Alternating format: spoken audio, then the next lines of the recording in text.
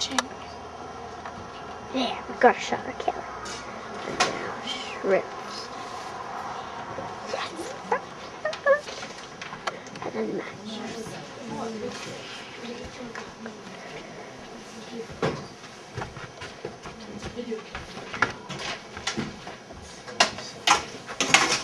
There, Maggie, we got a shot of her. Up close too. Look at the teeth.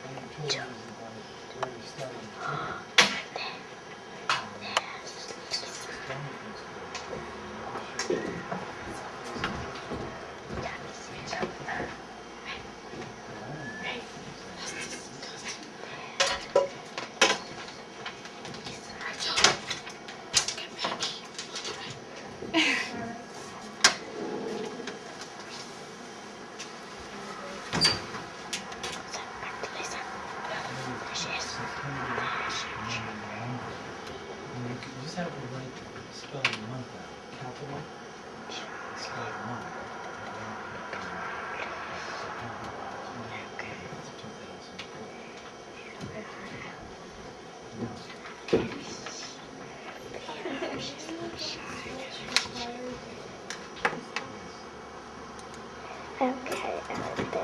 There's Cal. And there is Kelly. And then there. Where did he go? Oh, where is he? There he is. And there is the guy.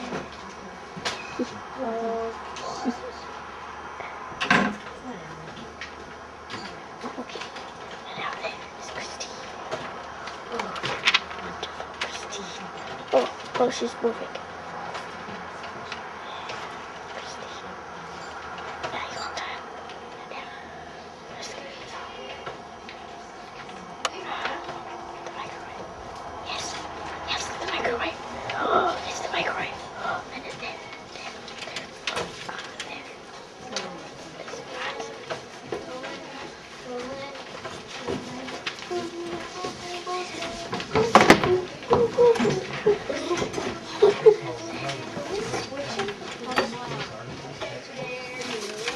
Audrey, What are we doing?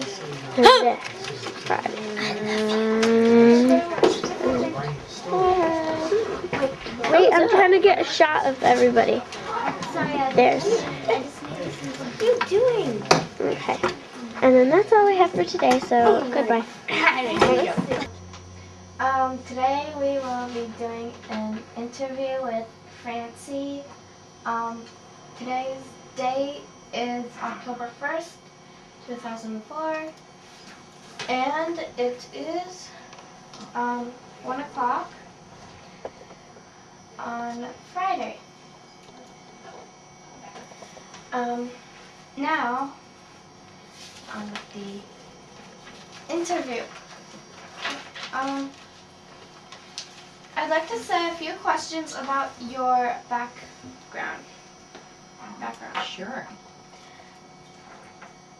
Have you always lived in Marlboro, or did you move somewhere else? Oh, I've only lived in Marlboro for a little over 2 years, and I moved here from Colorado. Cool. Okay. When? Well, let's see. Oh, it's a little confusing actually, Kelly, because I left Colorado in, let's see, August of 2000, and I spent a year teaching in Costa Rica, down in a little school where most of the kids were from Costa Rican families and they spoke Spanish. And the school that I taught in was a bilingual school. I taught first and second graders, and I taught in English, but sometimes they didn't understand real well. So at any rate, I spent a year there, and then during that year I thought, you know, I really want to be in Vermont, but I didn't have a job, so I moved to Bristol, Vermont, and I worked there. I did substitute teaching and sort of looked around at what some different possible jobs were. And while I was doing that, I saw an advertisement in the Rutland Herald for the position of principal at the Marlboro Elementary School. And I thought, might be a job I'd like to do. So I called some friends that I have who live in Putney and asked them what they knew about the school, and I decided that I'd like to apply for a job here. So that's when I moved to Marlboro, was after I got the job as principal here. Okay. Why did you move here? Well, I felt like the school was going to be, that this was going to be a good fit for me. I knew I wanted to work in a small school, and so when I came down and talked with the people who were interviewing, so that would have been Rachel Boyden, at that point was on the school board, and there were quite a few parents too, and just from what they said, I thought, you know, this is the kind of school where I would like to work, so that's why I moved here. Okay. In what year did you begin the job of principal of Marlboro? That would have been 2002. So the summer of 2002 was when I began. Okay. How did you get into the kind of work you do?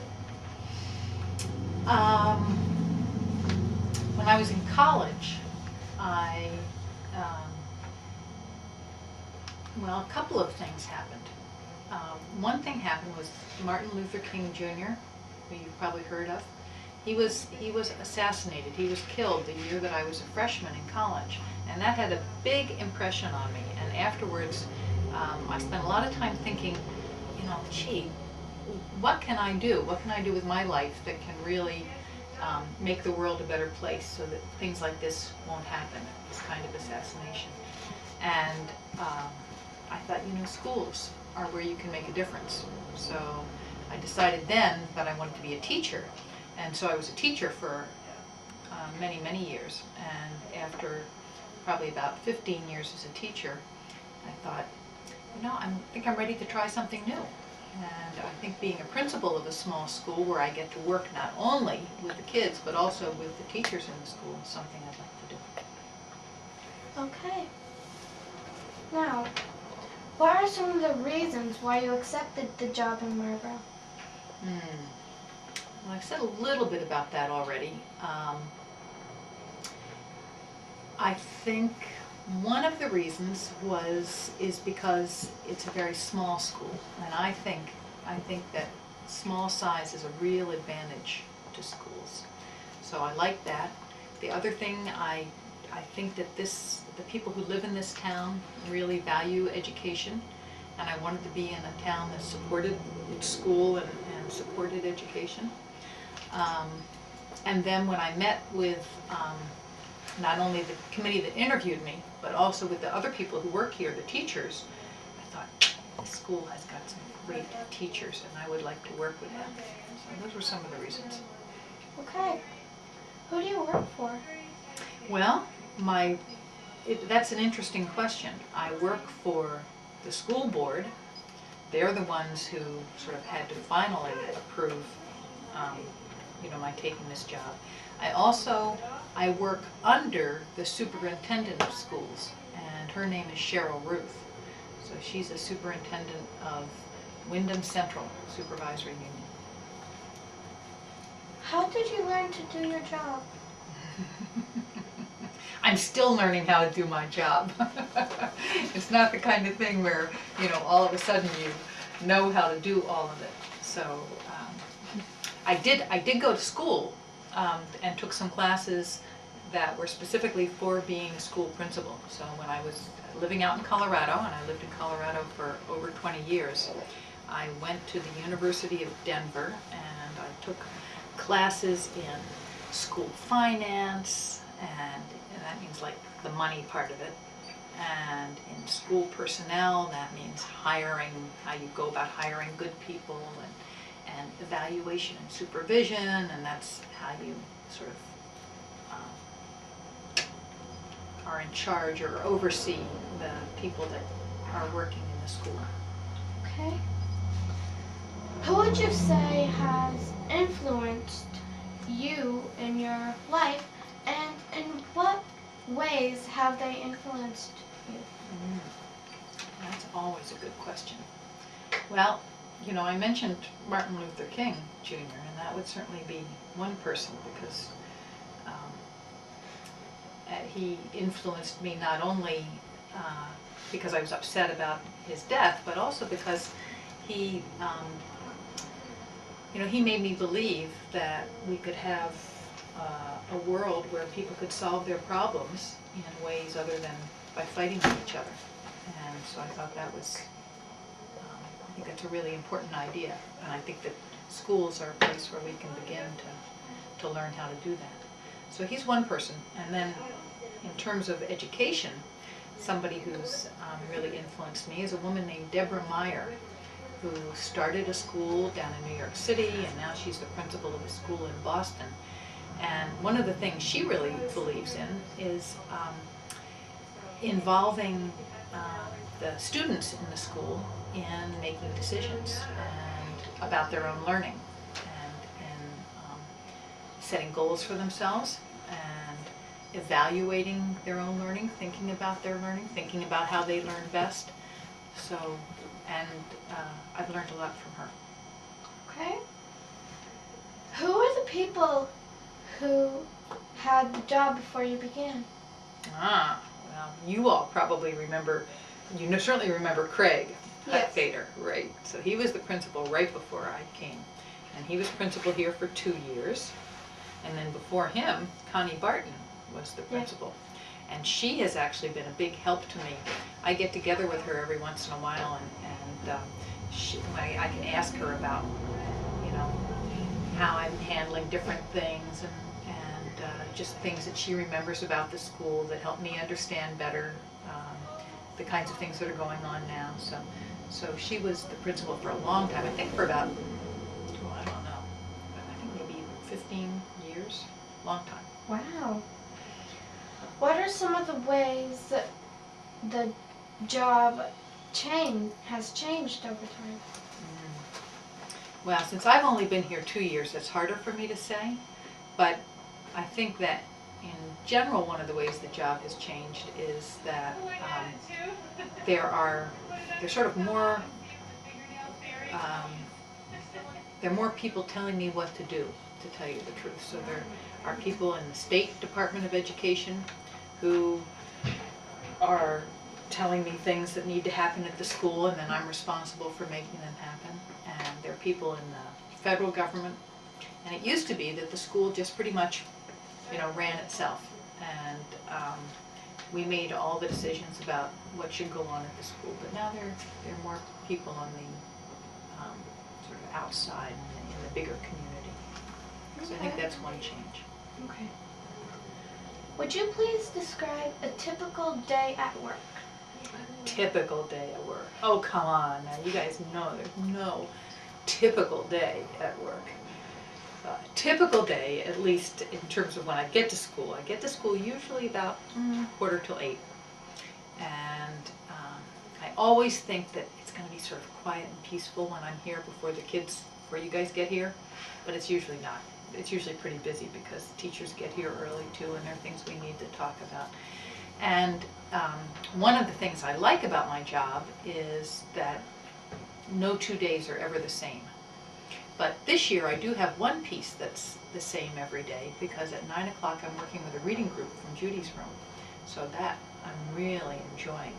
So that's pretty much the same, and that's a typical day.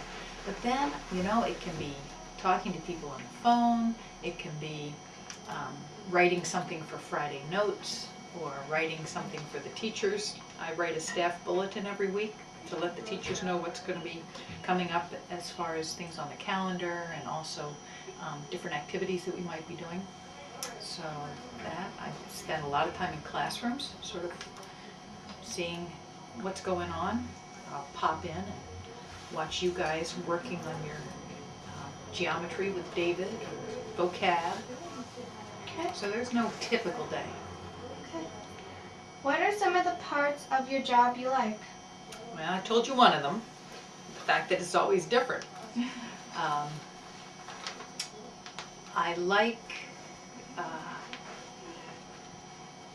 like being able to do things with the kids, the students, as well as with the teachers. Like right now I'm having a lot of fun with the spelling bee.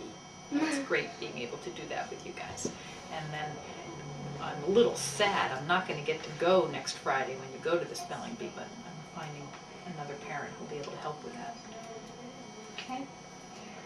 Are there parts of your job you like? That I you don't like? Okay. I don't like it when I feel as if it's so busy that I can't do things well. I like to do things well. So if there are just so many things that I have to do that I don't feel like I'm doing a good job on things, I don't like that at all. Is there anything else I don't like?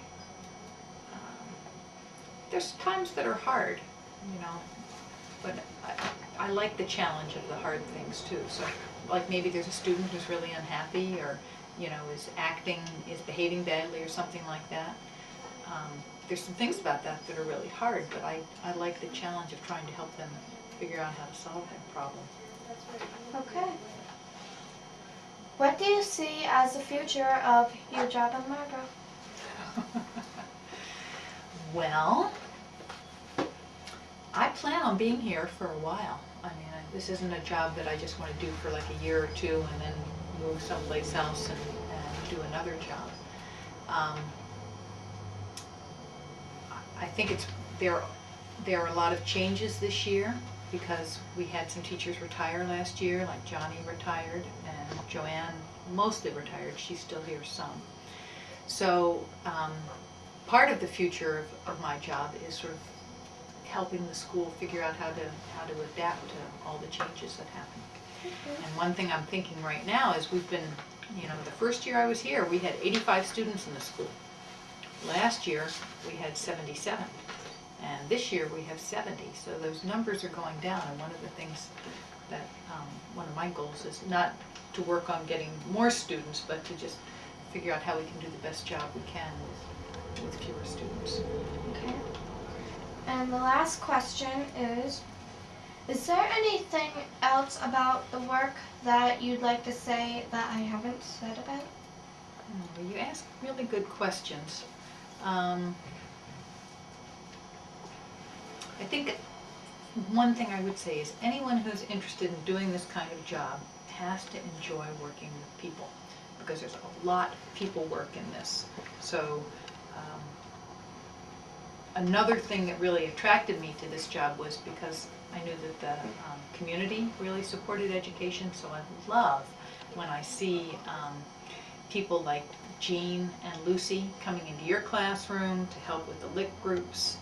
I love it when we get people who are volunteering to do things after school, like Audrey's mom is helping out with a soccer program. She's doing a soccer program right now. So it's just, there are a lot of different parts of this job, and that's what makes it really interesting. Okay. This has been a really nice treat to be here with you, to interview you. Thank you. You did a great job. I'm very impressed with how well organized you guys were and your poise. Do you know what poise is, Kelly? This means your presence, you know.